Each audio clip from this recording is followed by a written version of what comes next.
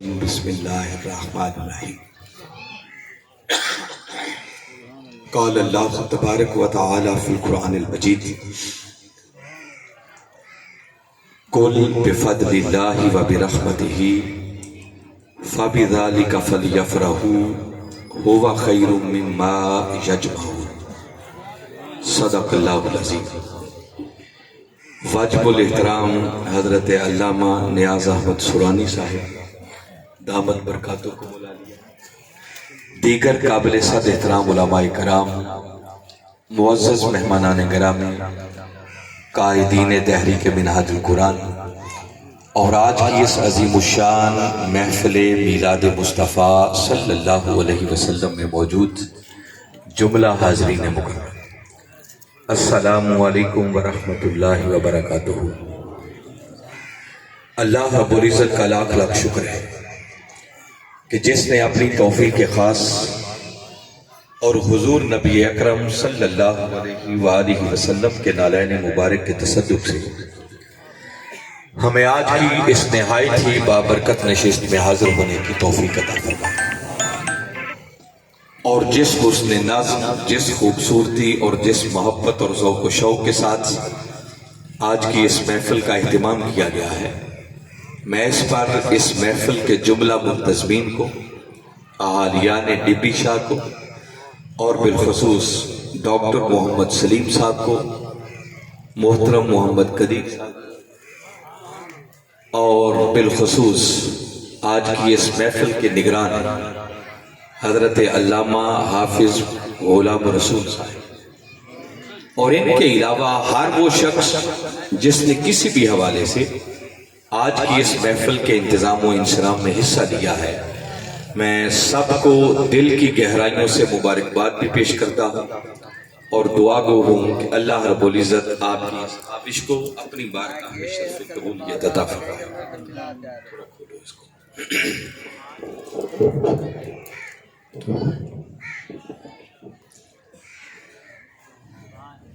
وقت خاصا ہو چکا ہے، میں بغیر کسی تمہیدی گفتگو کے تلاوت کیے گئے کلمات کی روشنی میں چند گزارشات موقع کی مناسبت سے اور موضوع کے حوالے سے آپ کے سامنے عرض کرنا چاہ رہا ہوں۔ میں نے آپ کا اشتہار پڑھا ہے جس پہ لکھا ہوا تھا جشن میلاد النبی صلی اللہ علیہ وسلم۔ گویا آج کا ہمارا یہ پروگرام کملی والے آقا صلی اللہ علیہ وسلم کی آمد کا ایک جشن منایا جا رہا ہے۔ اللہ کے بر کے سارے لوگ جمع ہیں، سب کے لیے دعوت کا انتظام ہے، نعتیں پڑھی جا رہی ہیں، آقا کی شان میں خطابات ہو رہے ہیں، تو گویا یہ جو جشن منایا جا رہا ہے یہ ہم کملی والے آقا کی آمد پر جشن منا کر دلی خوشی کا اظہار کر رہے ہیں اور اللہ کی طرف سے ملنے والی اس نعمت کا شکرانہ ادا کر رہے ہیں۔ میں اس پر جتنی بھی آپ احباب کو مبارکباد پیش کروں میں سمجھتا ہوں کم ہے۔ مجھے پہلی مرتبہ اس پروگرام میں آنے کا موقع ملا ہے اور جس ذوق و شوق سے دور دراز کے علاقوں سے یقیناً آپ آئے ہیں، آپ کے ذوق کو بھی داد دیتا ہوں اور آقا کے میلاد کے پروگرام کو اتنی کثیر تعداد میں حاضر ہو کر سجانا مجھے محسوس یوں ہو رہا ہے کہ جیسے اس علاقے میں سارے کے سارے عاشقان رسول ہی رہتے ہیں۔ اللہ آپ کے اس عشق کو سلامت رکھے، اس میں برکتیں عطا فرمائے اور اسے مزید دوام بخشے۔ موقع کی مناسبت سے جس موضوع پر میں چند گزارشات عرض کرنا چاہ رہا ہوں وہ یہ کہ دیکھیے آج کے اس پروگرام کا نام بھی آپ نے جشن رکھا، خالی میلاد مصطفیٰ نہیں بلکہ لکھا ہوا ہے جشن میلاد النبی۔ اور آپ دیکھتے ہیں کہ جیسے ہی ربیع الاول کے مہینے کا آغاز ہوتا ہے تو گلیاں اور بازار سجنا شروع ہو جاتے ہیں، ہر طرف لائٹنگ ہو جاتی ہے، جھنڈیاں لگائی جاتی ہیں، گھر گھر محافل میلاد شروع ہو جاتی ہیں، محافل نعت شروع ہو جاتی ہیں، میلاد پاک کے جلوس نکالے جاتے ہیں، مٹھائیاں بانٹی جاتی ہیں، اور جیسے جیسے 12 ربیع الاول کا دن قریب آتا جاتا ہے یہ سب خوشیاں بھی اپنے جوبن اور عروج کی طرف بڑھتی چلی جاتی ہیں، اور 12 ربیع الاول کے دن کی تو پھر کیا کہنے، وہ تو عاشقوں کے ایمان پر ایک بہار کا دن ہوتا ہے۔ حاضرین مکرم، جہاں اہل محبت یہ سب کچھ کرتے ہیں وہاں ساتھ ہی ساتھ آج کی نوجوان نسل کے ذہنوں میں کچھ سوالات بھی پیدا ہوتے ہیں اور لوگ جاننا چاہتے ہیں کہ ہم آقا کے میلاد پر اتنی خوشی کیوں کرتے ہیں، اس خوشی کرنے کا شرعی جواز کیا ہے، جھنڈیاں کیوں لگائی جاتی ہیں، لائٹنگ کیوں کی جاتی ہے، اتنی کثرت کے ساتھ محافل میلاد اور محافل نعت کیوں ہوتے ہیں، میلاد پاک کے جلوس کیوں نکالے جاتے ہیں، مٹھائیاں کیوں بانٹی جاتی ہیں۔ پھر وہ اس سے آگے بھی سوچتے ہیں کہ کیا یہ میلاد کوئی ہمارے آقا کے دور میں بھی ہوتا تھا، کیا صحابہ کرام رضوان اللہ علیہم اجمعین وہ بھی میلاد منایا کرتے؟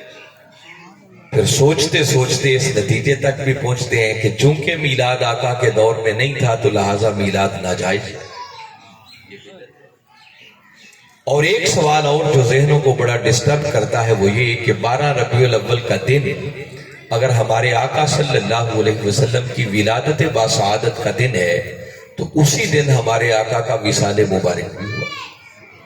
کئی لوگ یوں بھی سوچتے ہیں کہ بڑی عجیب بات ہے کہ ہم میلاد پر خوشی تو کر لیتے ہیں تو کیا ہمیں وصال پر غم نہیں؟ چلو اگر غم نہیں کر سکتے تو وصال والے دن یہ جشن کا سما بنا لینا شاید یہ کوئی مناسب بات۔ یہ چند ایک وہ بنیادی سوالات ہیں جو ذہن کے کسی نہ کسی کونے خدرے میں موجود ضرور ہے اور انسان اس پر سیٹسفیکشن چاہتا ہے، اطمینان چاہتا ہے۔ سوشل میڈیا کا دور ہے، یہ بہت سارے سوالات سوشل میڈیا پہ گردش ہے، سوال کیے جاتے ہیں، پوچھا جاتا ہے، تو میں نے مناسب سمجھا کہ آپ بھی جشن منا رہے ہیں تو میں اسی پر آج گفتگو کروں کہ یہ سب کچھ کیوں کرتے ہیں اور اس کا شرعی جواز کیا ہے۔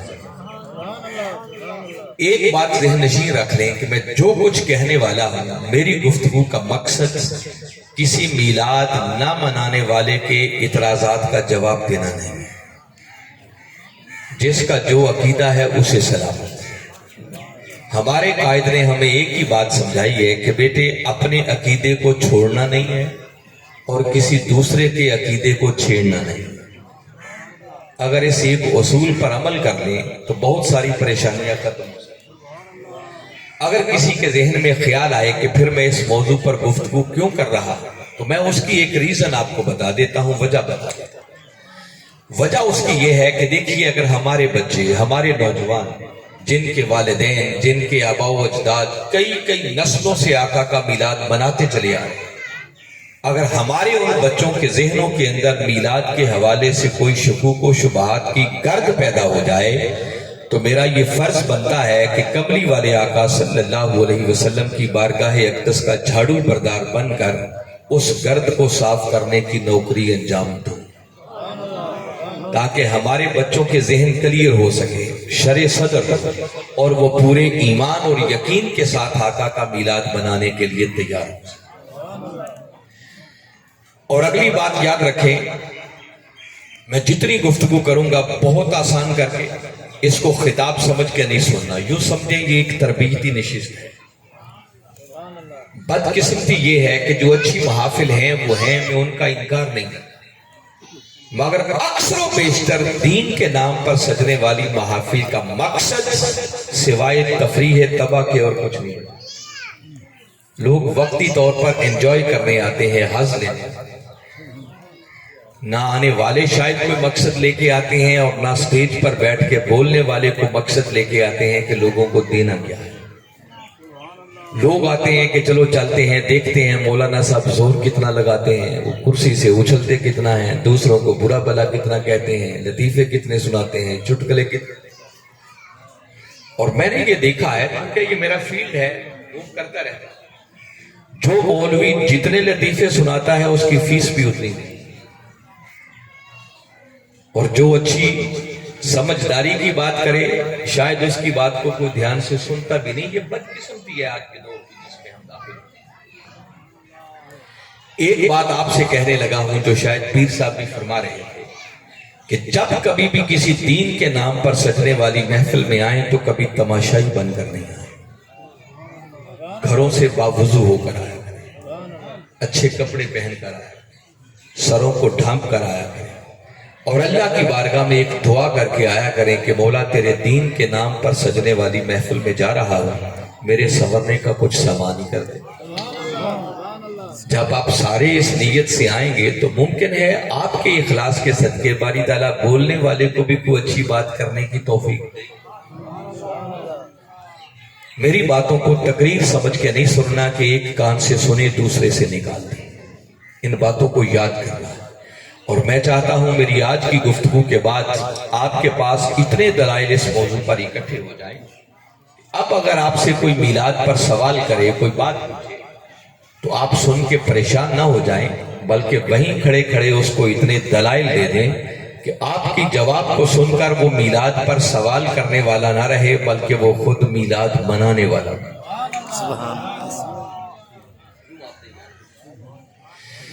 سب سے پہلا سوال کہ ہم آقا کے میلاد پاک پر خوشی کیوں کرتے ہیں؟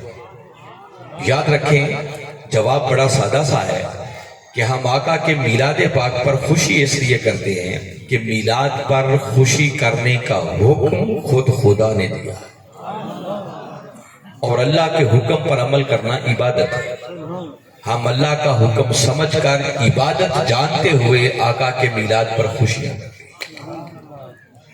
جب آپ اتنی بات کریں گے تو ہو سکتا ہے سوال کرنے والا آپ سے پوچھے کہ اگر یہ اللہ کا حکم ہے تو بھئی اس کی کوئی دلیل، کوئی سند، اللہ نے کہاں حکم دیا؟ اب یہ یاد رکھنے والی بات ہے، قرآن پاک کی ایک سورت ہے سورہ یونس، موجودہ ترتیب میں قرآن پاک کی 10ویں سورت ہے اور اس کی آیت کا نمبر ہے 58۔ اللہ رب العزت نے اپنے محبوب مکرم صلی اللہ علیہ وسلم سے مخاطب ہو کر بات کی اور فرمایا کل، اے میرے محبوب ذرا اپنی میٹھی میٹھی زبان سے انہیں بتا دو، بفضل اللہ و برحمتہ، کہ یہ جو ان پر اللہ کا فضل اور اس کی رحمت ہوئی ہے، فَبِذَلِكَ فَلْيَفْرَحُوا، پس انہیں چاہیے کہ اس فضل اور رحمت کے ملنے پر خوشیاں منایا کریں۔ جب آپ یہ آیت پڑھیں گے نا تو کچھ بعید نہیں ہے کہ وہ سوال کرنے والا آپ کو پکڑ لے اور کہے کہ آپ نے آیت تو اس لیے پڑھی تھی کہ اس آیت میں میلاد پر خوشی کرنے کا حکم ہے، اور آیت میں میلاد کا تو نام ہی کوئی نہیں آیا۔ کیا خیال ہے، آیا ہے نام؟ جی اب آپ کی چپ سے کیا سمجھو؟ نیاز صاحب اگر میری بات کر دیں تو مجھے سمجھا دیں کہ یہ جو چپ ہیں یہ ہاں کہہ رہے ہیں یا نہ کہہ رہے ہیں؟ نیاز صاحب آپ کی ترجمانی کر رہے ہیں، کہتے یہ کہہ رہے ہیں کہ ہاں اس آیت میں میلاد کا نام آیا۔ اگر آپ میری بات پر اعتماد کریں، مجھے آپ نے اتنی دور سے بلایا ہے، میں لاہور سے سفر کر کے آیا ہوں، تو میں دیانتداری کی بات آپ کو، جو آیت کریمہ میں نے پڑھی ہے، اس آیت کریمہ کے اندر صراحت کے ساتھ باری تعالیٰ نے اپنے محبوب کے میلاد کا نام کوئی نہیں دیا۔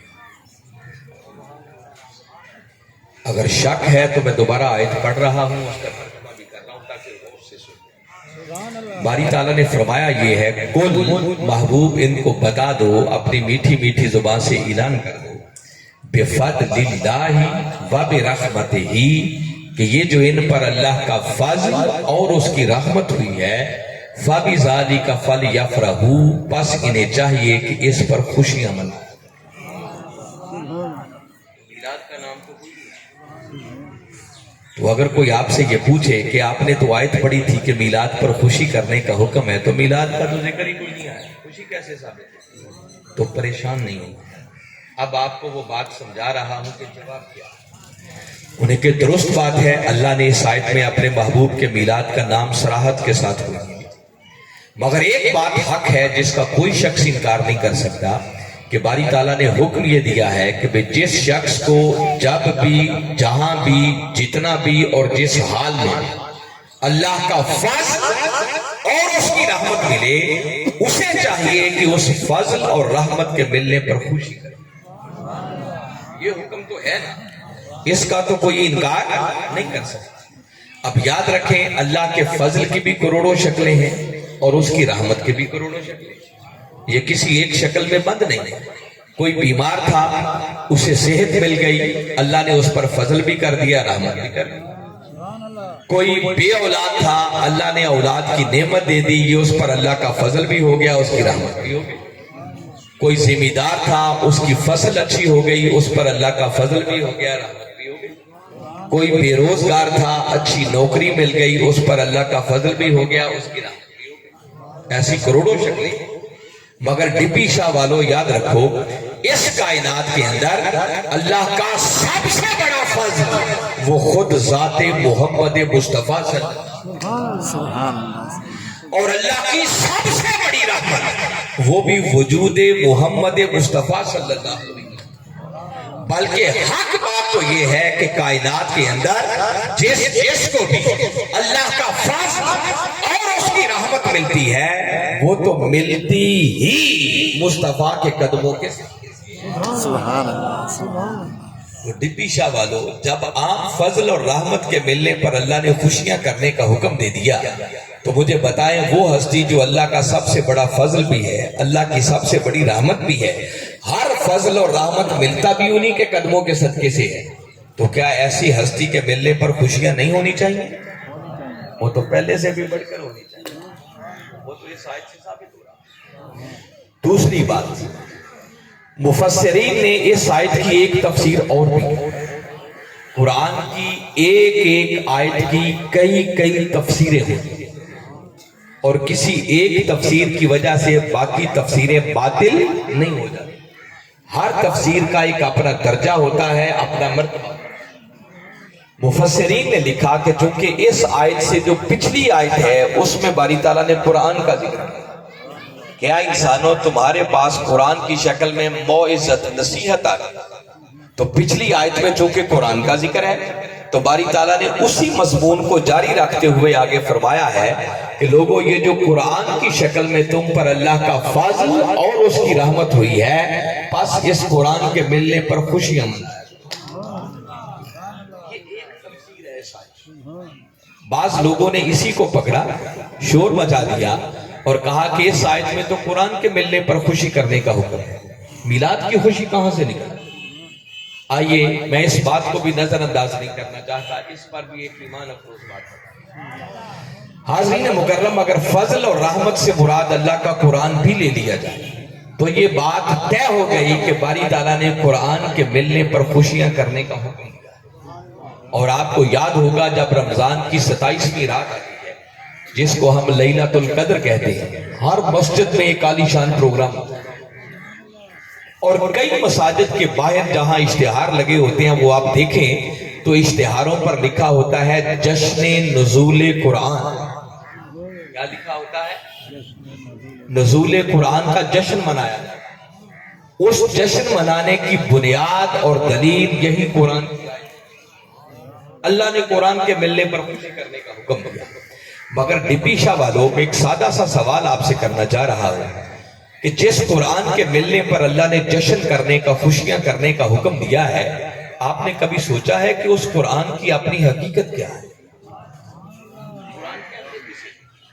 اگر یہ سوال اللہ کی بارگاہ میں کریں کہ مولا قرآن کیا ہے، تو باری تعالیٰ نے اسی قرآن میں جواب دیا، فرمایا اِنَّهُ لَقَوْلُ رَسُولٍ کریم۔ فرمایا لوگوں، یہ قرآن تو میرے مصطفیٰ کی زبان سے نکلی ہوئی ایک بات ہے، یہ تو رسول کریم صلی اللہ علیہ وسلم کا ایک قول ہے۔ ہمارے آقا کی زبان اقدس ہلتی چلی جاتی، قرآن کے وجود کا ظہور ہوتا چلا۔ اگر زبان مصطفی نہ ہلتی تو کبھی قرآن کے وجود کا ظہور نہ ہوتا۔ تو بھئی قرآن ہے ہمارے آقا کی زبان اقدس سے نکلی ہوئی بات۔ ارے سوچو، جس نبی کی زبان سے نکلی ہوئی اگر بات مل جائے، خدا اس پر جشن کرنے کا حکم دے رہا ہے، تو جس امت کو وہ بات والا رسول ہی مل جائے، کیا رسول کے ملنے پر خوشیاں نہیں ہونی چاہیے؟ وہ تو پہلے سے بھی بڑھ کے ہونی چاہیے۔ وہ تو اس زاویہ نگاہ سے بھی سوچیں تو کملی والے آقا کی آمد پر خوشیاں کرنے کا حکم اس آیت سے ثابت ہے۔ تیسری بات، مفسرین کے نزدیک ایک طے شدہ اصول ہے، کسی بھی وقت پہ فکر کا کوئی امام اگر گزرا ہے تو اس کا اس بات سے کوئی اختلاف، سب کا اجماع ہے اس بات پر کہ اگر قرآن پاک کے اندر کسی مقام پر فضل اور رحمت کا ذکر اکٹھا آ جائے تو وہاں فضل اور رحمت کا ارجا ترین معنی، اس کی مناسب ترین تفسیر اور اس سے پہلی مراد خود ذات محمد مصطفیٰ، باقی سارے معنی بعد میں لیے جائیں۔ اگر فضل اور رحمت سے مراد آقا کی ذات لے لی جائے اس اصول کے مطابق، تو آیت کا معنی یہ ہے کہ باری تعالیٰ فرما رہے ہیں کہ محبوب اپنی میٹھی میٹھی زبان سے انہیں بتا دو کہ یہ جو آپ کی آمد کی شکل میں، آپ کی ولادت باسعادت کی شکل میں، آپ کے وجود مسعود کی شکل میں ان پر اللہ کا فضل اور اس کی رحمت ہوئی ہے، پس انہیں چاہیے کہ اس نعمت کے ملنے پر دل کھول کر خوشیاں۔ تو میں نے پہلے سوال کا جواب آپ کو سمجھانے کی کوشش کی کہ ہم آقا کی آمد پر خوشیاں اس لیے کرتے ہیں کہ آپ کی آمد پر خوشی کرنے کا حکم خود خدا نے دیا۔ دوسری بات آگے سنیں، باری تعالیٰ نے جو حکم دیا ہے وہ الفاظ میں فرمایا فل یفرحوا، یفرحوا کا لفظ فرحت سے نکلا اور فرحت کا معنی ہوتا ہے خوشی۔ تو باری تعالیٰ نے فل یفرحوا کہہ کر فرمایا کہ انہیں چاہیے کہ اس نعمت کے ملنے پر خوشیاں منائیں۔ اللہ کی ذات کوئی الفاظ کی محتاج نہیں، باری تعالیٰ چاہتے تو فل یفرحوا کی جگہ فرما سکتے تھے فل یعبدوا، انہیں چاہیے کہ اس نعمت کے ملنے پر میری عبادت کیا کریں۔ فرما دیا جاتا فل یسجدوا، انہیں چاہیے کہ اس نعمت کے ملنے پر شکرانے کے سجدے کیا کریں۔ فرما دیا جاتا فل ينفقوا، انہیں چاہیے کہ اس نعمت کے ملنے پر صدقہ و خیرات کیا کریں۔ اللہ نے کوئی ایسا حکم نہیں دیا، بلکہ فرمایا فل یفرحوا، انہیں چاہیے کہ اس نعمت کے ملنے پر دل کھول کر خوشیاں منائیں۔ مولا اس کا کیا مطلب؟ باقی کام نہیں ہونے چاہیے؟ فرمایا نہیں، کسی کام سے منع نہیں کر رہا، جو چاہو کرو، مگر فل یفرحوا کا تقاضا یہ ہے کہ میرے مصطفیٰ کی ولادت کا دن آئے، بس اس دن تمہارے دل خوشی سے پھولے نہیں سمانے چاہیے، ہر طرف خوشیاں خوشیاں ہو جائیں، مرجھائے ہوئے چہرے بھی کھل اٹھنے چاہیے، غمگین چہروں پر بھی مسکراہٹیں مچل جائیں۔ یہ فل یفرحوا کا اصل تقاضا۔ اب اگلی بات جو میں بتانے لگا ہوں بڑی اہم ترین بات اور خاص بات ہے۔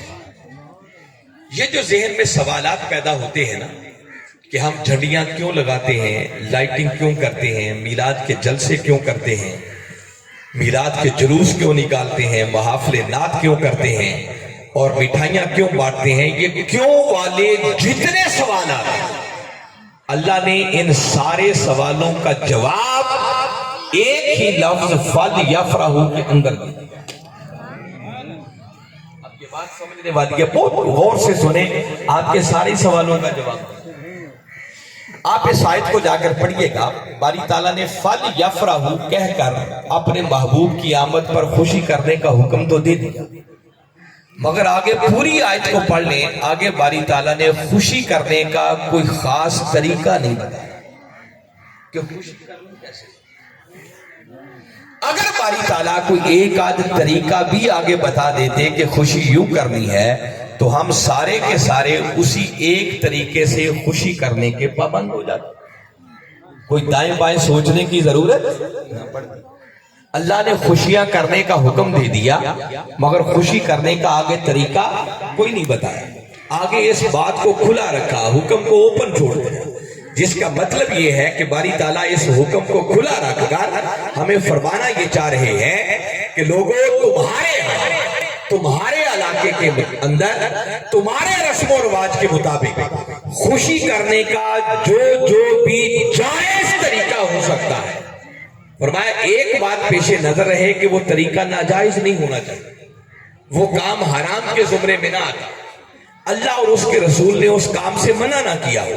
فرمایا ایک بات کو پیش نظر رکھنا، باقی خوشی کرنے کا جو بھی جائز طریقہ ہے تمہیں ہر اس طریقے سے میرے مصطفیٰ کے میلاد پر خوشی کرنے کی اجازت ہے۔ اللہ نے کوئی پابندی لگائی نہیں، اس نے بات کو کھلا چھوڑ دیا اور وہ کہنا چاہ رہا ہے کہ بابا جیسے تمہارا رانجھا راضی ہوتا ہے ویسے ہی کر لو، مگر میرے مصطفیٰ کے میلاد پر خوشیاں ضرور۔ وہ اعلان کر رہا ہے کہ دیکھو میرے مصطفیٰ کی ولادت کا دن آئے، کسی کا دل نوافل پڑھ کے خوش ہوتا ہے تو بھئی وہ نفل پڑھ لیا کرے، کسی کا دل صدقہ و خیرات کر کے خوش ہوتا ہے تو صدقہ و خیرات کر لے، کسی کا دل میلاد کا جلسہ کر کے خوش ہوتا ہے تو بھئی وہ میلاد کا جلسہ کر لے، کسی کا دل محفل نعت کر کے خوش ہوتا ہے تو بھئی وہ محفل نعت کر لے، کسی کا دل جھنڈیاں لگا کے خوش ہوتا ہے تو بھئی وہ جھنڈیاں لگا لے، کسی کا دل لائٹنگ کر کے خوش ہوتا ہے تو بھئی وہ لائٹنگ کر لے، کسی کا دل میلاد کا جلوس نکال کے خوش ہوتا ہے تو بھئی وہ جلوس نکال لے، کسی کا دل مٹھائیاں بانٹ کے خوش ہوتا ہے تو بھئی وہ مٹھائیاں بانٹ لے، کسی کا دل کھانا پکا کے لوگوں کو لنگر کھلا کے خوش ہوتا ہے تو بھئی وہ لنگر بانٹ لے۔ اللہ نے کوئی پابندی لگائی نہیں ہے، وہ کہتا ہے کہ بابا جیسے تمہارا رانجھا راضی ہوتا ہے ویسے ہی کر لو، مگر میرے مصطفیٰ کے میلاد پر خوشیاں ضرور۔ تو جب اللہ نے کوئی پابندی نہیں لگائی تو میں اور آپ پابندی لگانے والے کون؟ اچھا آپ کی زبان سرائکی ہے، میری بات ویسے سمجھ آ رہی ہے؟ آ رہی ہے نا سمجھ؟ بھلا ہاتھ کھڑا کریں کتنوں کو سمجھ آتی ہے؟ ساروں کو ہی سمجھ آ رہی ہے۔ مجھے پریشانی ہو رہی تھی کہ کہیں ایسا تو نہیں ہے کہ میری بات ہی پلے نہ پڑ رہی ہو، اوپر سے مجھے سرائکی بولنا نہیں آتی، آپ بولیں تو سمجھ لیتے، آتی ہوتی تو میں سرائکی میں آپ کی میٹھی زبان ہے، مگر جب یار کی بات ہو رہی ہو، بولی کوئی بھی ہو، وہ سمجھ آ ہی جاتی، آقا کی بات ہو رہی ہے نا۔ اب میں اس کو اور تھوڑا آسان کر کے آپ کو بتانا چاہ رہا ہوں کہ اگر ذہن میں کوئی الجھن ہے تو وہ دور ہے۔ کوئی پوچھے جھنڈیاں کیوں لگاتی ہو، لائٹنگ کیوں کرتی ہو، جلوس کیوں، تو میں ایک ایک ایمان افروز بات ہے۔ دیکھیے ہم نے جھنڈیاں کیا لگانی، ہم تو چھوٹی چھوٹی جھنڈیاں لگاتے ہیں نا، کوئی کاغذ کی جھنڈیاں لگا دیتا ہے، کوئی پلاسٹک کی نکل آئی ہیں، کوئی کپڑے کی بنا کے لگا دے۔ ہم نے جھنڈیاں کیا لگانی ہیں؟ جھنڈے تو وہ تھے جو آقا کے میلاد کی رات خود خدا نے لگوا رکھے۔ اللہ رب العزت نے اس رات جبریل امین علیہ السلام کو بلوا کر 3 جھنڈے عطا کیے، فرمایا جبریل لے جاؤ، ایک جھنڈا مشرق میں لگا دو، دوسرا مغرب میں لگا دو، اور تیسرا بیت اللہ کی چھت پر لگاؤ جہاں میرے محبوب کی آمد ہونے والی ہے۔ ذرا سوچو وہ جھنڈے جو خدا نے لگوائے ہوں گے، جبریل نے لگائے ہوں گے، وہ کتنے بڑے بڑے۔ ہم تو یہ چھوٹے چھوٹے بلب لگا کر لائٹنگ کرتے ہیں نا، ہم نے لائٹنگ کیا کرتی ہے؟ بابا لائٹنگ تو وہ تھی جو کملی والے آقا کے میلاد کی رات خود خدا نے کر رکھی تھی۔ ہمارے آقا صلی اللہ علیہ وسلم کے دادا جان یعنی کون؟ حضرت عبد المطلب رضی اللہ تعالیٰ، جو قریش کے سردار تھے، ان سے بڑھ کر سمجھدار اور زیرک انسان کوئی نہیں تھا۔ وہ خود بیان کرتے ہیں کہ جس رات میرے پوتے کی ولادت ہوئی تو کہتے ہیں میں اللہ کے گھر خانہ کعبہ میں تھا، رات کا پچھلا پہر تھا، طواف کر رہا تھا، کہتے ہیں اچانک طواف کرتے کرتے میری نظر کعبے پر جو پڑی تو کہتے ہیں ایک منظر تو میں نے یہ دیکھا کہ اس وقت کعبہ خود میرے گھر کی طرف جھک رہا تھا، کعبے نے بھی جھک کر سلامی دے کر آقا کا استقبال کیا۔ پھر کہتے ہیں اچانک میری نظر اوپر جو اٹھی تو آسمان کے ستارے اس وقت اتنے نیچے آ گئے تھے، قریب آ گئے تھے کہ ایسے لگتا تھا کہ کہیں ہمارے اوپر گری نہ پڑے۔ یہ کوئی بچہ بات نہیں کر رہا، کوئی پاگل دیوانہ بات نہیں کر رہا، حضرت عبد المطلب کہہ رہے ہیں۔ حالانکہ سوچے رات کون سی تھی؟ 12ویں رات۔ جب یہ 12، 13، 14 کی رات آتی ہے نا، جب چاند اپنے پورے جوبن پر ہوتا ہے تو بالعموم ستارے تو نظر ہی کوئی نہیں آتے، اور عبد المطلب فرما رہے ہیں کہ نظر نہ آنا تو دور کی بات ہے، ستارے اتنے نیچے آ گئے تھے، قریب آ گئے تھے کہ ایسے لگتا تھا کہیں ہمارے اوپر گری نہ پڑے۔ جس کا مطلب کہ اس رات اللہ رب العزت نے آسمانی ستاروں کو زمین کے قریب کر کے اس پوری کائنات کو بکائے نور اور نور علی نور بنا دیا۔ ہر طرف نور ہی نور تھا، لائٹنگ ہی لائٹنگ تھی، روشنی ہی روشنی۔ ہمارے آقا صلی اللہ علیہ وسلم کی والدہ ماجدہ سیدہ آمنہ رضی اللہ تعالیٰ عنہ بیان فرماتی ہیں کہ جس لمحے میرے لخت جگر کی ولادت ہوئی تو کہتی ہیں مجھ سے ایک ایسا نور خارج ہوا کہ جس کی وجہ سے کائنات کی ہر شے اس قدر چمک اٹھی، اس قدر روشن روشن ہو گئی کہ کہتی ہیں میں نے اپنے بند کمرے میں بیٹھ کر شام کے محلات کو بھی دیکھ لیا. یہ کتابیں بڑی بڑی ہیں، آپ کی کوئی شخص رد نہیں کر سکتا ہے. ذرا سوچے کہ ہر شائی چمک رہی ہے، ہر شائی نور و نلا نور ہے، تو ذرا سوچے اس لائٹنگ کی اور اس روشنی کا عالم کیا ہوگا. کوئی پوچھے جلوس کیوں نکالتے ہیں تو میں ایک ایمان افروز بات ہے. ہمارے آقا صلی اللہ علیہ وسلم جب مکہ سے ہجرت کر کے مدینہ تشریف تو مدینہ والوں کو یہ پتا تھا کہ آقا نے مکہ سے روانہ کیا، اور یہ بھی جانتے تھے کہ کوئی مکہ سے چلے تو کتنے دنوں میں مدینہ پہنچ جاتا. مگر ہمارے آقا صلی اللہ علیہ وسلم جب گھر سے نکلے، آپ نے سیدنا صدیق اکبر رضی اللہ تعالیٰ عنہ کو ساتھ لیا اور سیدھا مدینہ جانے کی بجائے پہلے غار ثور میں تشریف. کتنے دن راتیں وہاں لگ گئی تھی؟ 3 دن اور 3 راتیں غار ثور میں لگ گئی. ادھر مدینہ کے لوگ انتظار کر رہے تھے کہ آقا آئے نہیں، اور کتابوں میں لکھا ہے کہ مدینہ کے لوگوں کے انتظار کی شدت کا عالم یہ تھا کہ وہ 3 دن تک ناشتے کر کے اپنے گھروں سے باہر نکل آتے. مدینہ کے ارد گرد جو ٹیلے تھے ان پر چڑھ جاتے اور کئی کھجور کے درخت کے تنوں پر چڑھ کر کملی والے آقا کی راہ تکتے تھے. آقا کی سواری نظر. اب تو زمانہ بدل گیا، حالات بدل گئے، کوئی کسی کی راہ تکتا ہی نہیں. موبائل ٹیلی فون نکل آئے نا، گھر بیٹھ کے ہی رابطہ رکھتے ہیں. جی لاہور سے چلے گئے نہیں، اب کہاں پہنچ گئے، اب کہاں پہنچ گئے. جب یہ موبائل ٹیلی فون نہیں تھے تو یہ سارے بزرگ لوگ میری بات کی تائید کریں گے کہ جس دن کسی کے مہمان نے آنا ہوتا، کسی کے پیر و مرشد نے آنا ہوتا، کوئی خاص مہمان آتا تو گھر والے کئی بار دروازے سے نکل کر مہمان کی راہ تکتے تھے. ایسے ہوتا تھا یا نہیں ہوتا؟ تو ذرا چشم تصور میں لائیں ان مدینہ والوں کے انتظار کا عالم کیا ہوگا جن کے مہمان خود محمد مصطفیٰ بننے والے ہوں. سبحان اللہ. جب 3 دن کی تاخیر کے بعد دور سے آقا کی سواری آتی ہوئی نظر آئی تو شہر مدینہ میں ایک دھوم مچ گئی، شور بپا ہو گیا کہ کملی والے آقا تشریف لا رہے. کیا بچے، کیا بوڑھے، کیا مرد، کیا عورتیں، ہر کوئی اپنے گھر سے باہر نکل آیا اور مدینہ کے لوگوں نے مدینہ کی بستی سے باہر آ کر اکٹھے ہو کر جلوس کی شکل میں کملی والے آقا کا استقبال. مدینہ کی بچیوں نے گھروں کی چھتوں پر چڑھ کر دف بجا بجا کر نعتیں پڑھ پڑھ کر آقا کا استقبال. جب ہمارے آقا شہر مدینہ میں پہنچ گئے، اب کوئی عرض کرتا ہے کہ آقا میرے گھر تشریف لے آئے، کوئی ریکویسٹ کرتا ہے آقا میرے مہمان بن جائے، کوئی ہاتھ جوڑ کے عرض کرتا ہے آقا یہ شرف سعادت مجھے بخش دے، میرے گھر آ جائے. ہمارے آقا صلی اللہ علیہ وسلم فرمانے لگے کہ میری یہ بھئی ایسے نہیں، بلکہ میری یہ اونٹنی اللہ کے حکم پر مامور ہے، یہ خود بخود جس خوش نصیب کے دروازے کے سامنے بیٹھے گی میں محمد اسی کا مہمان بن جاؤں. یہ بات یاد ہے؟ معلوم ہے کس خوش نصیب کے دروازے کے سامنے اونٹنی بیٹھی تھی؟ بتائیں نا. ابو ایوب، حضرت ابو ایوب انصاری رضی اللہ. مگر میں جو بات کہنا چاہ رہا ہوں کہ ذرا سوچیں، جب آقا نے یہ فرمایا ہوگا بھی جس دروازے کے سامنے میری اونٹنی بیٹھے گی میں اسی کا مہمان بن جاؤں. ذرا 14 صدیاں پہلے کا مدینہ اپنے ذہنوں میں لائیں. جتنی اس وقت کل مسجد نبوی ہے، شہر مدینہ اس کے اندر کچے مکان ہوں گے، تنگ تنگ گلیاں ہوں گی.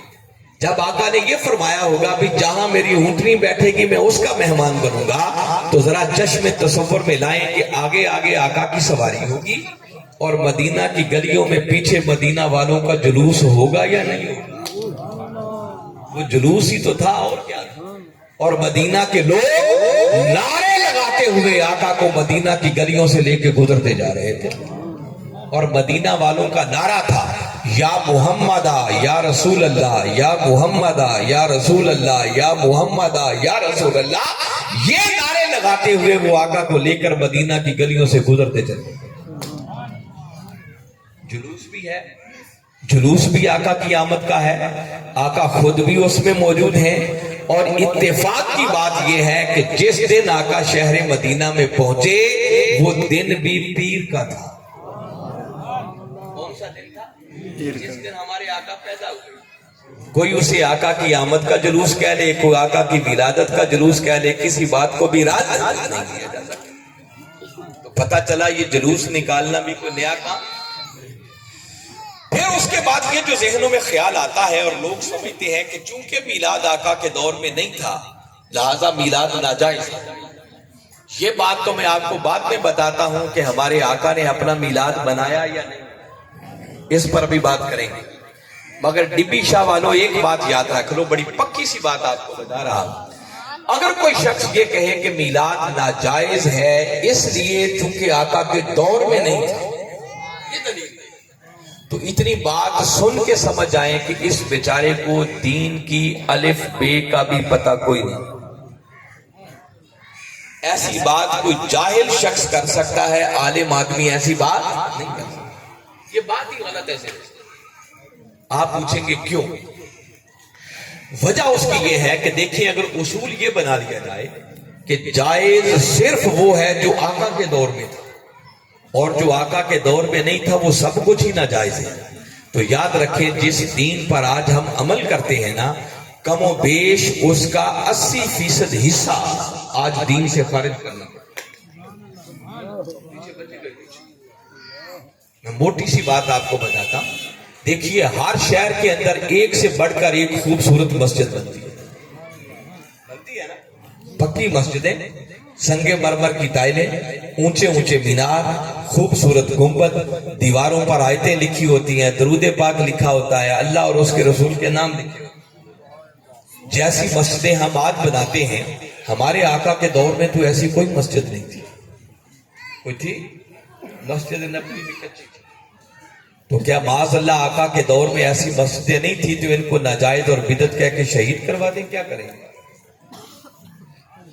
اس سے بھی موٹی بات بتاتا ہوں. جس خوبصورت شکل میں قرآن پاک آج ہمارے ہاتھوں میں, ایک جلد کے اندر رنگین پرنٹنگ, موٹے موٹے حروف, نیچے ترجمہ بھی لکھا ہوا, جس شکل میں آج قرآن پاک ہمارے ہاتھوں میں ہے ہمارے آقا کے دور میں ایسا ایک جلد میں کوئی قرآن پاک موجود نہیں. آقا نے تو اپنی ظاہری حیات مبارکہ کے اندر قرآن کو ایک جگہ پر جمع بھی نہیں کروایا تھا. یہ سیدنا عثمان غنی رضی اللہ تعالیٰ اس دور میں آیتیں پتھروں پر لکھی ہوتی, کھجور کی چھال پر لکھی ہوتی. قرآن کا کچھ حصہ کسی صحابی کے گھر ہوتا, کچھ حصہ کسی صحابی کے گھر. یہ جو قرآن کے اوپر زیریں زبریں پیشیں لگی ہوئی یہ ہمارے آقا کے دور میں کوئی نہیں تھی, یہ صحابہ کرام کے دور میں بھی کوئی نہیں تھی.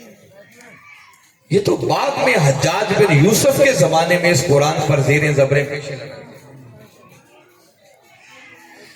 ان کے دور میں قرآن پر زیریں زبریں اس لیے نہیں تھی کہ عربی ان کی زبان تھی, وہ زیروں زبروں کے بغیر بھی قرآن پڑھ لیتے, ان کے لیے کوئی پرابلم. دیکھو نا اردو ہماری زبان ہے, اس پر کوئی زیریں زبریں لگی ہوتی ویسے ہی پڑھ لیتے. مثلا دو حرف لکھے ہوں سین اور بے, تو دونوں کو ملائیں تو کیا بنے گا؟ زور سے بولو, سب. کیا بنے گا؟ سب بنے گا. کبھی کسی نے اس کو سب پڑھا ہے؟ کوئی سب پڑھتا ہے؟ ہماری زبان ہے, ہمیں پتہ ہے بنتا ہی سب ہے. ایسے ہی عربی لوگ بھی پڑھ لیتے تھے ان کی زبان. یہ تو جب عربوں سے نکل کر اسلام دور دور تک ہم جیسے ادمیوں تک پہنچا تو تب خطرہ پیدا ہوا کہ جن لوگوں کی زبان عربی نہیں ہے اگر اس پر زیریں زبریں نہ لگائیں تو وہ تو غلط پڑھنا شروع کر دیں. لہذا ساری امت کو ایک طریقے پر ایک قرات پر جمع رکھنے کے لیے حجاج بن یوسف کے زمانے میں قرآن پر زیریں زبریں اور پیشیں لگائیں. تو ڈبی شاہ والوں مجھے بتاؤ ایک کام آقا کے دور میں بھی نہیں ہوا, صحابہ کرام کے دور میں بھی نہیں ہوا, بعد میں ہوا, تو کیا معاذ اللہ اس کو ناجائز اور بدعت کہہ کے زیریں زبریں ختم کر دی جائے؟ آپ ختم کریں, میں دیکھوں گا کون مائی کا لال ہے جو قرآن پڑھنے کے قابل رہ جائے گا. بات سمجھ آ رہی کہ نہیں؟ میں اب تھوڑی سی آسان کر کے بات سمجھا, بچے نوجوان بھی بیٹھے ہیں ان کو جلدی سمجھ آئے گی. اور ابھی میرا دھیان پڑا ہے پیچھے موٹر سائیکلوں کا ایک پورا جناب الگ جلسہ, ہر طرف موٹر سائیکل ہی موٹر سائیکل آ رہے ہیں. اب دیکھیے میں اب آپ کو بات بتاتا ہوں. یہ آج کے دور میں جو ہمارے پاس سواریاں ہیں، یہ موٹر سائیکل ہے، کاریں ہیں، بسیں ہیں، ٹرینیں ہیں، ہوائی جہاز ہیں، کیا ان میں سے کوئی سواری ہمارے آقا کے دور میں بھی تھی؟ جی کوئی نہیں تھی نا۔ ہمارے آقا صلی اللہ علیہ وسلم نے دراز گوش پر بھی سواری کی۔ دراز گوش کسے کہتے ہیں؟ گدھے کو کہتے ہیں۔ کتے کہتے ہیں؟ میرے آقا نے گدھے پر بھی سواری کی۔ آقا صلی اللہ علیہ وسلم کے پاس ایک گدھا مبارک تھا، وہ آپ سے محبت کرتا تھا اور اتنا سمجھدار تھا کہ کئی بار جب کوئی اور بندہ نہ ہوتا، میرے آقا نے کسی صحابی کو بلانا ہوتا تو اسی گدھے کو بھیج دیتا، وہ سیدھا اسی صحابی کے گھر جاتا جدھر آقا بھیج دیتا۔ وہ صحابی جیسے ہی دیکھتا وہ سمجھ جاتا کہ آقا کا نمائندہ آ گیا ہے، مجھے بلایا جاتا۔ وہ آقا کبھی کبھی اس پر سواری بھی کرتے۔ اب مجھے بتائیں، میں نوجوانوں سے کہہ رہا ہوں بالخصوص، بھئی آپ کا کوئی دوست آپ سے سوال کرے کہ میلاد ناجائز ہے چونکہ آقا کے دور میں نہیں تھا، تو اسے پیار سے پاس بٹھا کے بتائیں کہ کل سے موٹر سائیکل پر سواری بند، اسے گدھے پہ چڑھا دیں اور ڈبی شاہ سے بس قصبہ گجرات تک ایک چکر لگوائیں، اس کے 14 طبق روشن ہو جائیں گے اور سمجھ آ جائے گی کہ میلاد جائز ہے یا ناجائز ہے۔ تو میں یہ کہہ رہا ہوں کہ دوستو، یہ بنیادی سوال ہی غلط ہے، اصول ہی غلط ہے کہ کوئی یہ کہے کہ میلاد ناجائز ہے چونکہ آقا کے دور میں نہیں۔ یہ کوئی عقل مندی کی بات؟ اب رہ گئی اگلی بات کہ میلاد آقا کے دور میں تھا یا نہیں۔ تو دور تو ایک طرف رہا، یاد رکھیں ہمارے آقا صلی اللہ علیہ وسلم نے خود بھی اپنا میلاد منایا۔ ہم تو سال بعد میلاد کرتے ہیں نا، ہمارے آقا ہر ہفتے میلاد کرتے ہیں۔ رنگ اپنا اپنا تھا، ڈھنگ اپنا اپنا تھا۔ میں پہلے بتا چکا کہ اللہ نے کسی طریقے پر پابندی، وہ کہتا ہے جیسا جی چاہتا ہے کر لو مگر خوشی سے کرو۔ ہمارے آقا صلی اللہ علیہ وسلم کیا کرتے؟ آپ ہر پیر والے دن روزہ رکھتے۔ بولیے کیا کرتے؟ صحابہ نے ایک دن پوچھا، آقا آپ ہر پیر والے دن ہی روزہ کیوں رکھتے؟ اب آقا نے جو جواب دیا سننے والا ہے۔ میرے آقا فرمانے لگے، میرے غلاموں، ہر پیر والے دن میں روزہ اس لیے رکھتا ہوں کہ پیر والے دن میں پیدا ہوا تھا، اپنی ولادت سے جڑا، تو ولادت کی خوشی اور شکرانے کے طور پر آقا روزہ رکھتے۔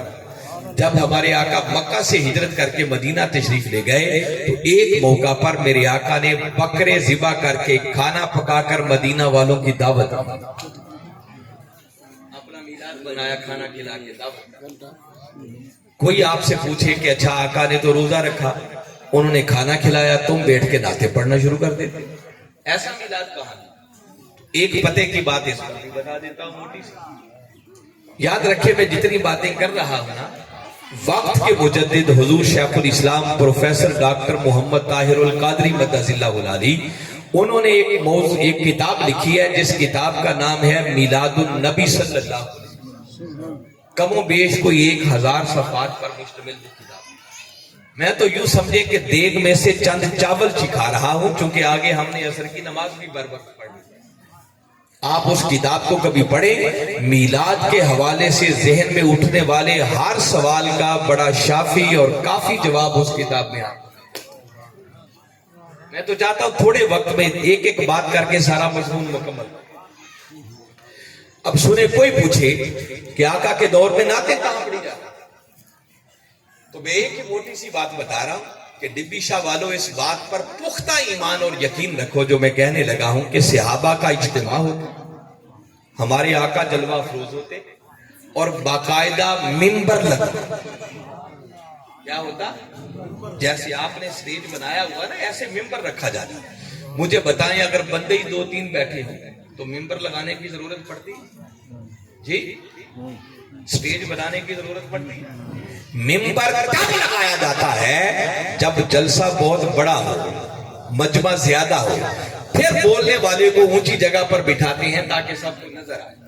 تو میں بتا رہا ہوں باقاعدہ ممبر لگتا، اور ممبر لگنے کے باوجود ہمارے آقا نیچے جلوہ افروز ہوتے۔ جب سارا اجتماع بن جاتا تو میرے آقا صلی اللہ علیہ وسلم حضرت حسان بن ثابت کو حکم دیتے اور فرماتے حسان آؤ میرے ممبر پر چڑھ جاؤ اور ممبر پر چڑھ کر ذرا مجھے میری نعت سنو۔ ان کو ممبر پہ چڑھا دیتے اور خود آقا اللہ کی بارگاہ میں ہاتھ اٹھا کر ایک دعا بھی کرتے اور دعا یہ کرتے کہ مولا حسان جب تک ممبر پر کھڑا ہو کر میری نعت پڑھ رہا ہے تو جبریل امین علیہ السلام کو ان کی مدد کے لیے ان کے پیچھے کھڑا کر۔ پھر قربان جائیں حضرت حسان کے مقدر پر وہ ممبر پہ چڑھ جاتے، آقا سامنے جلوہ ہوتا، صحابہ کا اجتماع ہوتا، وہ آقا کے مکھڑے کو تک بھی رہے ہوتے اور آقا ہی سے مخاطب ہو کر نعت کیا پڑھتے، عرض کرتے وَأَحْسَنُ مِنْكَ لَمْ تَرَكَ تُوَيْنِ کہ آقا آپ جیسا حسین آج تک میری آنکھ نے دیکھا ہی نہیں۔ وَأَجْمَلُ مِنْكَ لَمْ تَلِدِ النِّسَاءُ اور آقا آپ جیسا جمیل آج تک کسی ماں نے جنا ہی نہیں۔ خلقت مبرئا من کل عیب اور اللہ نے ہر نقص سے آپ کو اس طرح پاک پیدا فرمایا ہے کأنک قد خلقت کما تشاء کہ لگتا ہے کہ اللہ نے آپ کو آپ سے پوچھ کر بنایا کہ محبوب تجھے کیسا بنا۔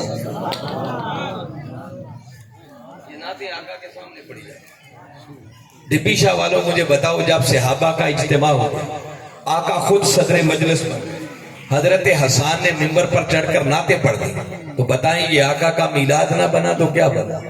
یہی کام تو ہم کرتے ہیں، نیا کام کون سا معلوم نہیں ہے لوگ کیوں اس کو ناجائز کہتے ہیں۔ آخری سوال جو بڑا ایمان افروز ہے اس کو بڑی توجہ اور دھیان سے سنیں۔ یہ جو اکثر لوگوں کے ذہنوں میں ایک خیال آتا ہے اور لوگ سوچتے ہیں کہ بھئی 12 ربیع الاول کا دن اگر ہمارے آقا صلی اللہ علیہ وسلم کی ولادت باسعادت کا دن ہے تو اسی دن ہمارے آقا کا وصال مبارک۔ تو کچھ لوگوں کے ذہنوں میں خیال آتا ہے کہ بڑی عجیب بات ہے کہ یہ لوگ میلاد پر خوشی تو کر لیتے ہیں تو کیا انہیں وصال پر غم نہیں؟ آئیے اس کا جواب ہی دیتا۔ دیکھیے آقا کی آمد پر خوشی تو اس لیے کرتے ہیں کہ میلاد پر خوشی کرنے کا حکم خود خدا نے دیا۔ اب رہ گئی بات کہ ہم آقا کے وصال پر غم کیوں نہیں کرتے؟ ڈبی شاہ والوں یاد رکھ لو ہم آقا کے وصال مبارک پر غم اس لیے نہیں کرتے کہ ہمارے آقا آج بھی ہمارے اندر موجود ہیں۔ کیا خیال ہے موجود ہے یا نہیں؟ جس کا عقیدہ ہے کہ آقا آج بھی موجود ہیں بھلا ہاتھ کھڑا کرو۔ اللہ آپ کو اس عقیدے پر قائم رکھے۔ اب دیانتداری سے مجھے سوچ کے بتائیں کہ کوئی موجود بھی ہو اور کوئی غم کرتا پھرے تو یہ کوئی عقل مندی کی بات؟ بھائی غم وہ کریں جن کا رسول چلا گیا۔ ہمارے آقا تو 14 صدیاں پہلے بھی تھے، آج بھی ہیں، قیامت تک رہیں گے، اور قیامت کے بعد بھی اگر کسی کی نبوت اور رسالت کا ڈھنکا بجے گا تو وہ محمد مصطفیٰ کی نبوت ہوگی۔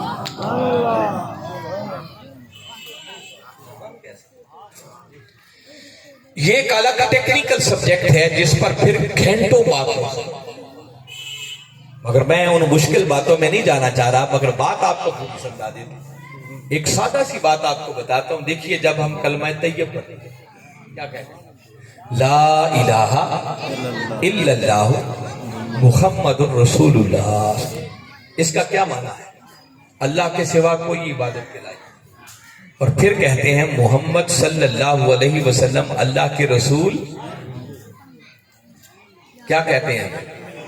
محمد صلی اللہ علیہ وسلم اللہ کے رسول ہیں کہتے ہیں یا تھے کہتے ہیں؟ جی پکی بات ہے۔ اچھا جو ہیں کہتا ہے نا، پھر میرے ساتھ مل کے ذرا زور سے کہے محمد صلی اللہ علیہ وسلم اللہ کے رسول ہیں۔ تو بھائی جب وہ ہیں تو پھر مانو نا کہ وہ آج بھی ہیں۔ تو جب وہ ہیں تو بھائی پھر غم کیسا؟ دیکھو نا کوئی موجود بھی ہو اور وہ غم کرتا پھرے تو بھائی اس کا علاج کروانے کی ضرورت ہے۔ ہمارے آقا 14 صدیاں پہلے بھی تھے، آج بھی ہیں، قیامت تک رہیں گے، اور قیامت کے بعد بھی اگر کسی کی نبوت اور رسالت کا ڈنکا بجے گا تو وہ محمد مصطفیٰ کی نبوت۔ یہ میں نے بتایا پورا سبجیکٹ ہے۔ آقا کی موجودگی کی کروڑوں شکر۔ آقا اپنی شان نبوت اور رسالت کے ساتھ آج بھی ہمارے اندر موجود۔ آقا اپنی شان رحمت کے ساتھ آج بھی ہمارے اندر موجود۔ ابھی آپ میں آیت سن رہا تھا، پیر صاحب شاید پڑھ رہے تھے کہ باری تعالیٰ نے قرآن میں لکھا ہے وَمَا أَرْسَلْنَاكَ إِلَّا رَحْمَةً لِلْعَالَمِينَ، کہ پیارے ہم نے آپ کو سارے جہانوں کے لیے سراپا رحمت بنا کر دیا، سب جہانوں کے لیے بنایا ہے نا۔ تو کیا خیال ہے، یہ بھی تو کوئی جہان ہی ہے نا، اس جہان کے لیے آقا کی رحمت ہے یا نہیں؟ جی بھائی ہے نا۔ تو کیسی عجیب بات ہے کہ رحمت کو مانتے ہیں اور رحمت والے کا انکار کرتے ہیں۔ بھائی اگر رحمت ہے تو ماننا پڑے گا کہ پیچھے کوئی رحمت والا بھی موجود ہے۔ یہ کیسے ہو سکتا ہے کہ رحمت ہو اور رحمت والا ہو ہی؟ آقا اپنی شان رحمت کے ساتھ بھی ہمارے اندر موجود ہے، آقا اپنی شان شفاعت کے ساتھ آج بھی ہمارے اندر موجود ہے، آقا اپنی شان توسل کے ساتھ آج بھی ہمارے اندر موجود ہے، آقا اپنی شان شاہدیت کے ساتھ آج بھی ہمارے اندر موجود ہے، آقا اپنی سیرت طیبہ اور اسوہ حسنہ کے ساتھ آج بھی ہمارے اندر موجود ہے۔ آقا تھے، ہیں، آئندہ رہیں گے، اور قیامت کے بعد بھی کسی کی نبوت اور رسالت کا ڈنکا بجے گا تو وہ محمد مصطفیٰ۔ ایک جگہ پر میں نے یہ بات کی تو ایک بندے نے سوال کیا اور وہ کہنے لگا کہ علامہ صاحب آپ اتنا زور دے کے کہہ رہے ہیں کہ آقا آج بھی موجود ہیں، تو موجود ہیں تو پھر وہ نظر کیوں نہیں آتے؟ نظر بھی تو آنے چاہیے۔ تو یاد رکھیں، اس کا بھی آپ کو جواب سمجھا دیتا۔ دیکھیے، کسی کا نظر نہ آنا یہ اس کے نہ ہونے کی دلیل نہیں ہے، یہ قصور دیکھنے والے کی نظر کا بھی ہو سکتا ہے۔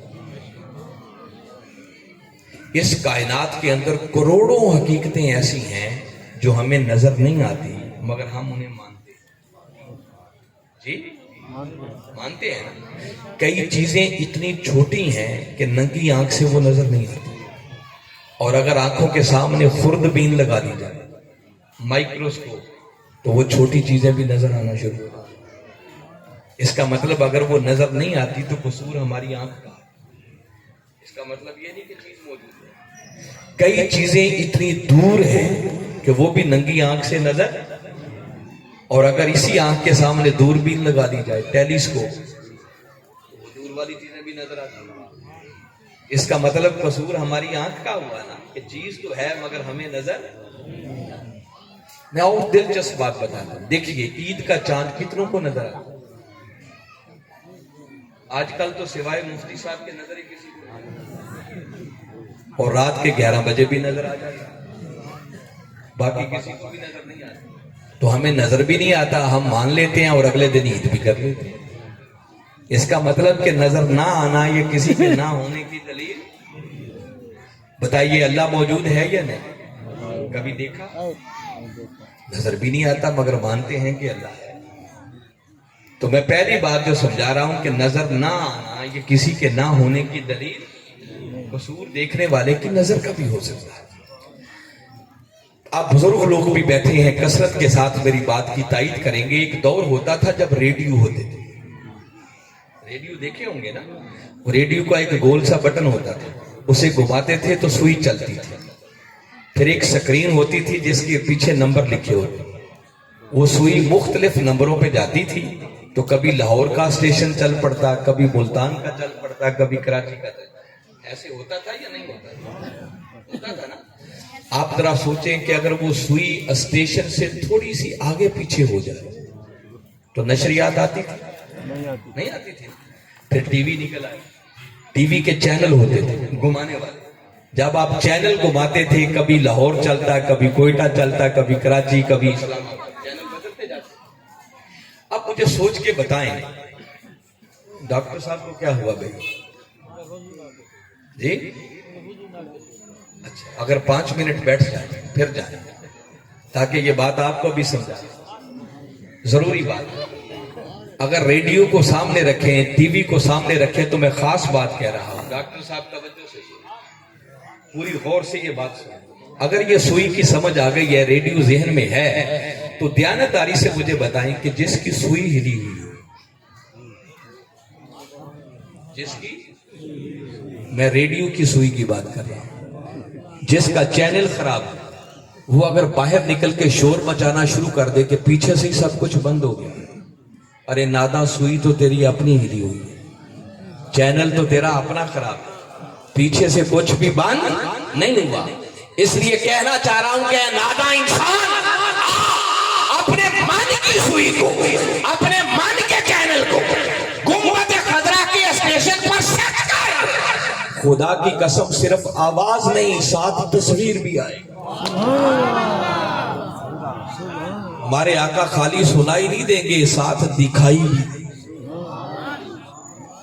پرابلم تو ہماری اپنی ہے، ہماری اپنی سوئیاں ہلی ہوئی، ہمارے اپنے چینل گڑبڑ.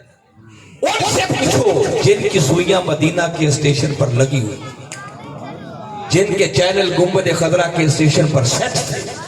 پوچھئے مولانا عبد الرحمن جامی رحمت اللہ تعالیٰ علیہ تھے، جن کے چینل کے سیٹ ہونے کا عالم یہ تھا، کہتے ہیں سکت رہا کاش جامی نہ بودے کہ آمد بر زبانت گاہے گاہے. کہتے ہیں آقا کاش آپ کے کتے کا نام جامی ہوتا، آپ جامی جامی کہہ کے اپنے کتے کو بلاتے، اسی بہانے میرا نام بھی آپ کی زبان.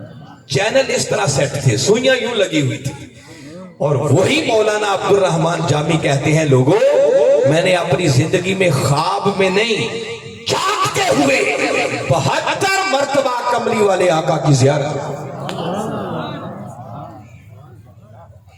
چینل سیٹ ہو جائے تو پھر نظر بھی آ جائے. پوچھئے ابو العباس مرسی رحمۃ اللہ، کہتے ہیں 40 سالوں سے یہ حال ہو چکا ہے کہ اگر ایک لمحے کے لیے بھی آقا کا ودھا مکھڑا نظروں سے اوجھل ہو جائے، اس لمحے خود کو مسلمان ہی نہیں سمجھتا. حضور میں رہنے والے فرق صرف اتنا پڑا ہے کہ 14 صدیاں پہلے جب آقا ظاہری طور پر جلوہ افروز تھے، ابو لہب و ابو جہل آتے وہ بھی آقا پتہ، ابو بکر و عمر عثمان و علی آتے وہ بھی آقا پتہ. پردہ کر جانے سے فرق صرف یہ پڑا ہے کہ آج اگر کوئی ابو لہب و ابو جہل کی آنکھ لے کر آئے تو آقا نظر نہیں آتے، مگر کوئی ابو بکر و عمر عثمان و علی کی محبت اور عشق والی آنکھ لے کر آئے نا تو آقا آج بھی پردے اٹھا کے ودھا مکھڑے کا دیدار.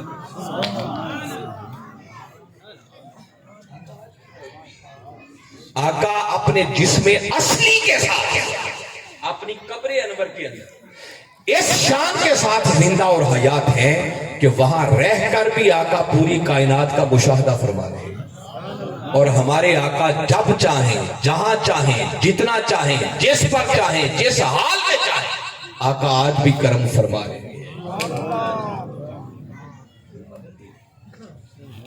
خرابی تو ہماری اپنی ہے کہ ہماری سوئیاں ٹھیک نہیں ہیں، چینل خراب ہے، اور کہتے ہیں نظر کچھ نہیں آتا. بس میں آخری گزارش کر کے تاکہ مضمون مکمل ہو جائے، ڈاکٹر صاحب نے جانا ہے تو بھی مجبوری، آپ جا سکتے ہیں، انتظامیہ کے بندے ہیں. بس میں چاہتا تھا ایک پیاری بات ہے ان کو بھی سنیں. اب سنیں، اب دیکھیں، میں آپ سے خود سوال کرتا ہوں، پوچھتا ہوں کہ اگر ریڈیو کی سوئی خراب ہو جائے، ٹی وی کا چینل گڑبڑ ہو جائے تو پھر کیا کرتے تھے؟ اسے مکینک کے پاس لے کے جاتے. کیا کرتے تھے اسے؟ اگر کوئی کہے کہ نہیں گھر بیٹھ کے میں خود ہی سیدھا کر لے جاتا، وہ اگر مجھ جیسا اناڑی ہوگا تو رئی سے بھی کسر نکال دے، بیڑا ہی گھر کرے گا. پھر کسی اچھے کاریگر کے پاس، اچھے مکینک کے پاس لے کے جاتے تھے تاکہ ٹی وی کا چینل ٹھیک ہو جائے، ریڈیو کی سوئی سیٹ ہو جائے. اور اگر من کا چینل خراب ہو جائے، اگر من کی سوئی خراب ہو جائے اور وہ مدینہ کے اسٹیشن پہ لگ نہ رہی ہو تو من کے چینل درست کرنے کے لیے پھر اللہ کے ولی ہوتے ہیں، بشرطے کہ وہ ہو اللہ کا سچا ولی. وہ آج کے دور کا جعلی پیر نہ ہو. لوگوں نے دھندے بنا لیے ہیں، کاروبار بنا لیے. جو اللہ کے سچے ولی ہیں نا، خدا کی قسم ان کی صحبت میں بیٹھے وہ توجہ کر کے آپ کے چینل کو مدینہ کے اسٹیشن پہ سیٹ کرتے ہیں. ایک لمحے میں کرتے ہیں، دیر بھی کوئی نہیں لگتی. کوئی پوچھے پوچھے باقاعدہ نا ایسا ہوتا ہے؟ ایمان افروز بات ایک اس پر بھی بتاتا ہوں۔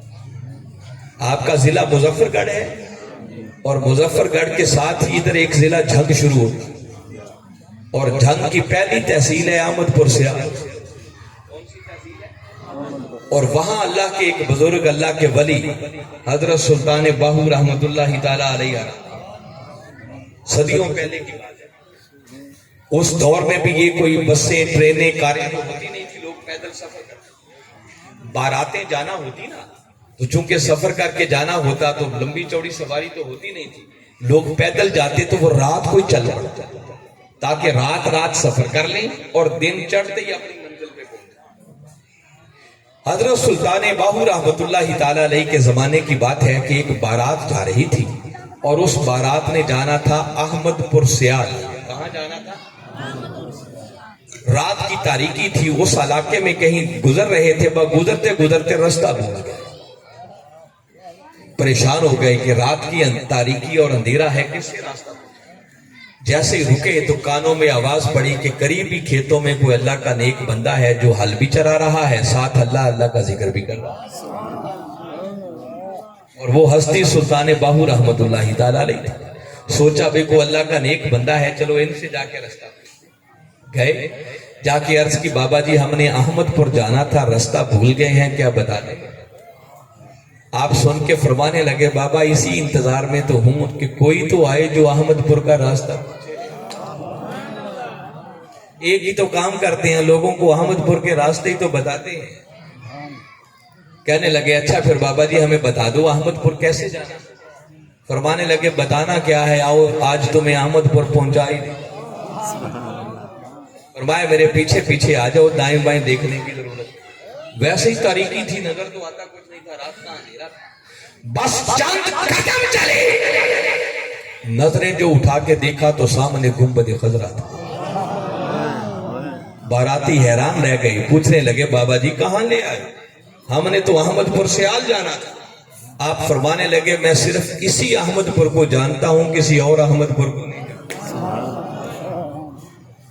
پھر کسی ایسے کے لڑ لگنا پڑتا ہے، کوئی اللہ والا مل جائے تو خدا کی قسم 2 قدموں میں سیدھا مدینہ پہنچا، من کے چینل سیدھے کر دیتا، من کی سوئیاں گنبد خضرا کے اسٹیشن پہ لگا دیتا ہے، یہ کوئی نہیں لگا۔ اور آپ اگر بیتابی سے پوچھیں کہ اچھا علامہ صاحب وہ تو سلطان باہو کا زمانہ تھا، دور گزر گیا، کیا آج کے دور میں بھی کوئی سلطان باہو ہے جو پھر سوئیاں سیدھی کرتا ہو، کوئی چینل مدینہ کے اسٹیشن پہ لگاتا ہو؟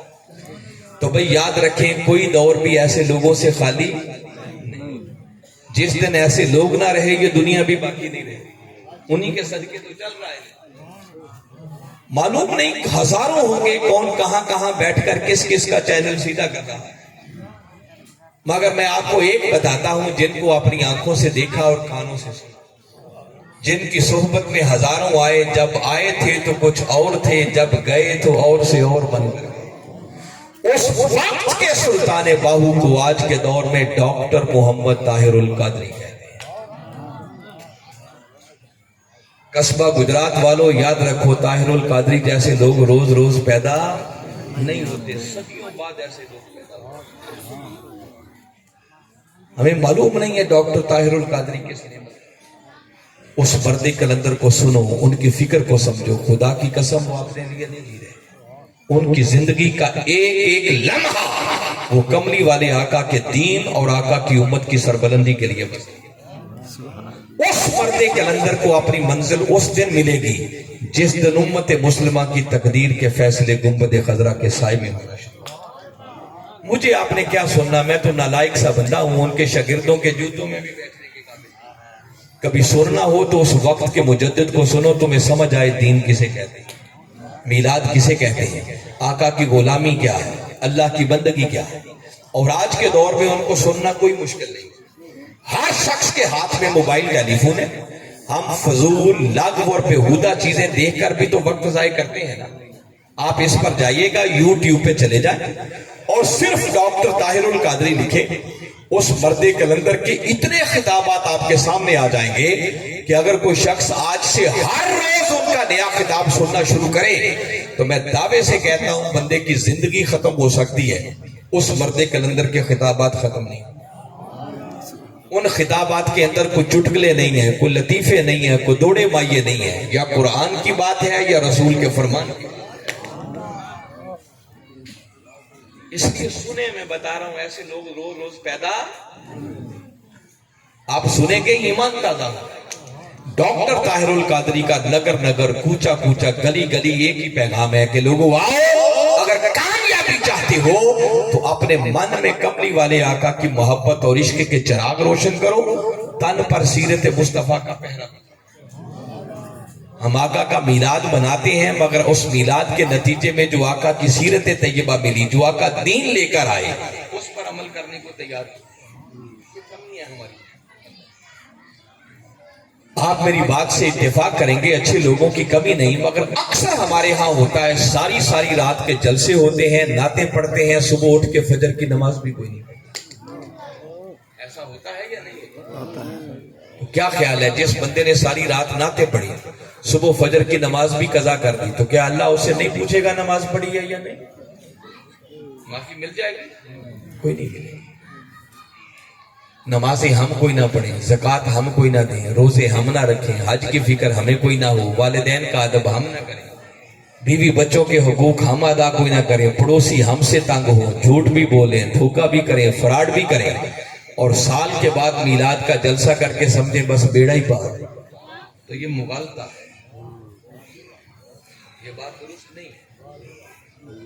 بیڑا پار صحیح معنوں میں اس شخص کا ہوگا جو آقا کی آمد کی خوشیاں بھی کرے، جشن بھی منائے، مگر آقا کی آمد کے نتیجے میں جو آقا کا دین ملا، سیرت طیبہ ملی، اس دین پر عمل کر کے پھر اپنی دنیا بھی سنوارے۔ میں آخری جملہ کہہ کے بات ختم کر رہا ہوں۔ میں چاہتا ہوں کہ آج کے میلاد کے اتنے بڑے جلسے میں یہ پیغام آپ کے دے کے جاؤں کہ آقا کی آمد کی خوشیاں تو ہم کرتے ہی ہیں، یہ اللہ کا کرم ہو، اس نے میلاد منانے والوں کے گھر ہمیں پیدا کر دیا۔ اب کرنے کا کام یہ ہے کہ اس میلاد کے نتیجے میں جو آقا کی آمد ہوئی، آقا کی سیرت طیبہ ملی، ہم میں سے ہر شخص کو آقا کی سیرت کے رنگ میں رنگ کر کم از کم اتنا تو سمجھ جانا چاہیے، اتنا تو اچھا ہو جانا چاہیے کہ جو دیکھے بے ساختہ اس کی زبان سے نکلے کہ جس نبی کے غلام اتنے اچھے ہیں وہ نبی خود کتنی شان والا۔ میلاد بنانے کا ہمارا میلاد ادھورا ہے، یہ پورا نہیں۔ میلاد پورا کب ہوگا کہ آقا کی آمد کی خوشیاں بھی کرے اور آقا کے لائے ہوئے دین پر عمل کر کے اپنی دنیا اور آخرت کو بھی سنبھالے۔ جس خوش نصیب کو دونوں نسبتیں مل گئیں، سمجھو اس کی دنیا بھی کامیاب، اس کی آخرت۔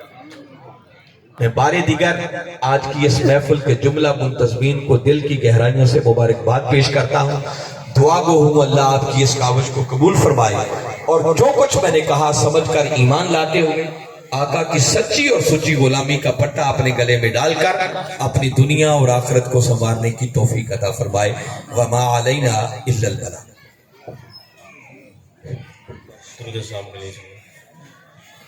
مصطفیٰ